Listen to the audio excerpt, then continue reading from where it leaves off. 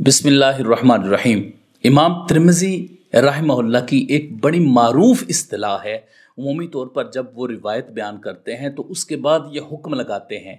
हाज़ा हदीसुन हसनुन सहीहुन। ये जो फरमाते हैं हसनुन सहीहुन, इससे मुराद क्या है? यहाँ इस चीज़ को जानने से पहले हम इमाम तिर्मिज़ी रहमहुल्लाह का एक कौल जो उन्होंने अल-इलल-उस-सग़ीर में ज़िक्र किया है वो बयान करना चाहता हूँ, ताकि इस चीज़ को समझना मज़ीद आसान हो जाए हमारे लिए। वो फरमाते हैं, वमा ज़करना फ़ी हाज़ल किताबी हदीसुन हसनुन फ़इन्नमा अरदना बिही हुस्नु इस्नादिही इंदना कुल्लु हदीसिन यरवी ला यकूनु फ़ी इस्नादी या कुल्लु हदीसिन युरवा ला यकूनु फ़ी इस्नादिही मन युत्तहम बिल कज़िब वला यकूनु हदीसु शाज़न व युरवा मिन गैरि वजहिन नहव ज़ालिका फ़हुव इंदना हदीसुन हसन। इमाम तिर्मिज़ी रहमहुल्लाह ये फरमाते हैं कि हम जो भी हदीस ज़िक्र करते हैं फिर उस पर हम हुक्म लगाते हैं, हाज़ा हदीसुन हसन,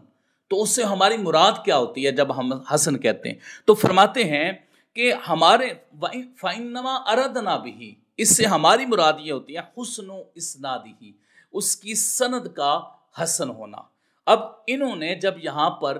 ये बात जिक्र कर दी तो इसका मतलब है कि इमाम तिर्मिज़ी रहमहुल्लाह उसकी सनद को देखते हैं और सनद को देखने के बाद फिर वो हुक्म लगा देते हैं कि यह हदीस हसन है। फिर उसके बाद आप फरमाते हैं कि जब हम किसी हदीस को भी हसन कहते हैं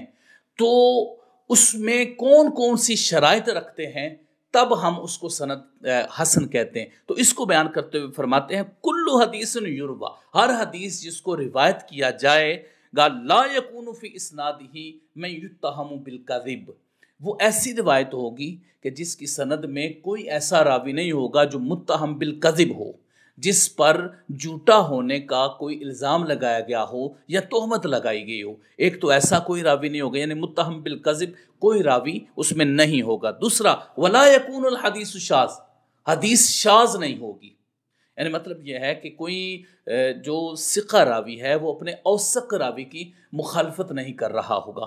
तो वो हदीस शाज़ नहीं होगी। इसका मतलब है कि इमाम तिर्मिज़ी रहमहुल्लाह ने ये फरमाया है कि एक तो वो हदीस शाज़ नहीं होगी और दूसरा ये फरमाया कि उसकी सनद में कोई मुत्तहम बिल कज़िब रावी नहीं होगा। तो इसके बाद फिर आपने ये फरमाया कि वो हदीस हसन होगी। अब हमने ये समझा कि इमाम तिर्मिज़ी रहमहुल्लाह ने जो हदीस को हसन कहा है उसका एक दायरा मुकर्रर किया है। ये इमाम तिर्मिज़ी रहमहुल्लाह का कौल हमने इस हवाले से समझा। फिर आखिर में फरमाते हैं, फ़हुव इंदना हदीसुन हसन, बस वो हमारे नज़दीक हदीस हसन होगी। अब यहाँ पे हमारे लिए आगे जाकर इस इस्तिलाह को समझना ज़्यादा आसान हो जाएगा कि इमाम तिर्मिज़ी रहमहुल्लाह क्या फरमाते हैं, हाज़ा हदीसुन हसनुन सहीहुन। अब अगर हम इसको देखें तो वैसे उमूमी तौर पर जो इस्तिलाहात हैं उसमें हसन एक अलग इस्तिलाह है और सही एक अलग इस्तिलाह है। सही की जो 5 शराइत हैं उनमें एक शर्त जो ताम ज़ब्त है, अगर वो खफ़ ज़ब्त में आ जाए तो वो हदीस हसन हो जाती है। जब हम इस्तिलाहात की दुनिया में, इस्तिलाहात के मैदान में देखते हैं तो दोनों अलग चीज़ें हैं, लेकिन जब एक ही हदीस को जिक्र करने के बाद इमाम तिर्मिज़ी रहमहुल्लाह ये फरमाते हैं हसनुन सहीहुन, तो फिर हमारे जहन में ये बात आती है कि इमाम तिर्मिज़ी रहमहुल्लाह ने 2 हुक्म क्यों लगाए हैं। आइए इसकी वजह जानते हैं कि इसकी वजह क्या है। यहाँ पर मुहद्दिसीन इकराम ने इसकी वजूहात बयान की हैं। एक वजह यह है कि वो जो हदीस इमाम तिर्मिज़ी रहमहुल्लाह ने ज़िक्र की है उसकी या तो 2 सनदें थीं, जिस तरह की उमूमी तौर पर इमाम तिर्मिज़ी रहमहुल्लाह अपनी सनद पर जो वाक़फ़ियत है या बाकी अहादीस पर जो वाक़फ़ियत है वाज़ेह भी फरमाते हैं, वफ़िल बाब के साथ, वफ़िल बाब अन अबी हुरैरा वफ़िल बाब अन जाबिरिन अन अब्दिल्ला, वो सारा इमाम तिर्मिज़ी रहमहुल्लाह इसकी तरफ इशारा करता है, जिससे हमें पता चलता है कि इनके शवाहिद इमाम तिर्मिज़ी रहमहुल्लाह के पास मौजूद हैं, तो इसकी दीगर असानीद ज़ाहिर है फिर उनके पास मौजूद होंगी। तो जिस वक़्त इमाम तिर्मिज़ी रहमहुल्लाह के पास हदीस की 2 सनदें होती हैं तो उसमें फिर मुहद्दिसीन इकराम फरमाते हैं कि इसलिए हुक्म लगाते होंगे कि एक रिवायत, एक सनद उसमें हसन होगी और एक सनद उसमें सही होगी।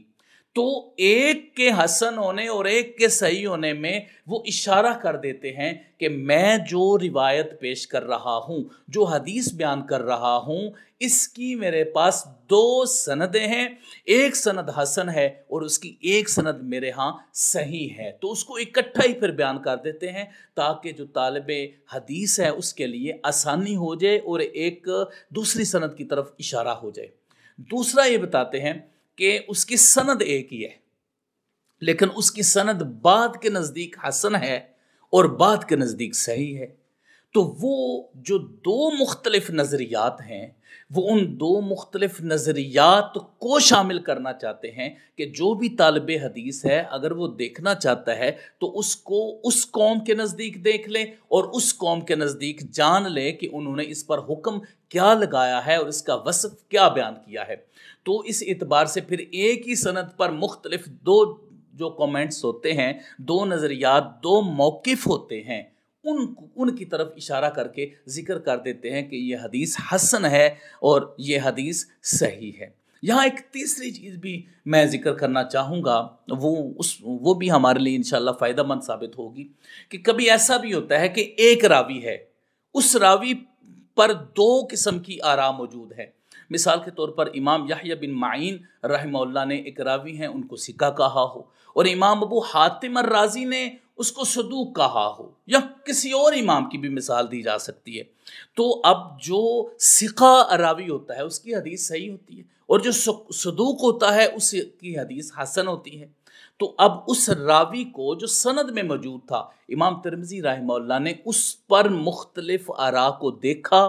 تو پھر اس حدیث پر بھی وہی حکم لگا دیا کہ یہ حدیث حسن ہے یا یہ حدیث صحیح ہے۔ تو یہ امام ترمذی رحمہ اللہ کی مراد جو محدثین کرام نے بیان کی ہے وہ میں نے آپ کے سامنے، چونکہ انہوں نے باقاعدہ طور پر اپنے حسن و صحیح کے یہ اقوال ذکر نہیں کیے، اس لیے محدثین کرام نے اس کی جو جہاں جہاں سے ان کی تعلیمات ملی ان سے لے کر یہ چیزیں جو ہیں وہ بیان کر دیں تاکہ ایک پڑھنے والا، ایک مطالعہ کرنے والا طالب حدیث سمجھ سکے کہ امام ترمذی رحمہ اللہ نے حسن صحیح کی جو اصطلاح قائم کی ہے وہ کیوں کی ہے۔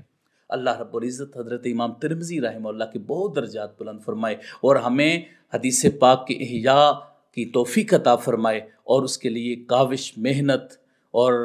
حدیث پاک کی خدمت کی توفیق عطا فرمائے۔ آمین یا رب العالمین۔ وصلی اللہ علی حبیبہ سیدنا محمد و آلہ وصحبہ اجمعین۔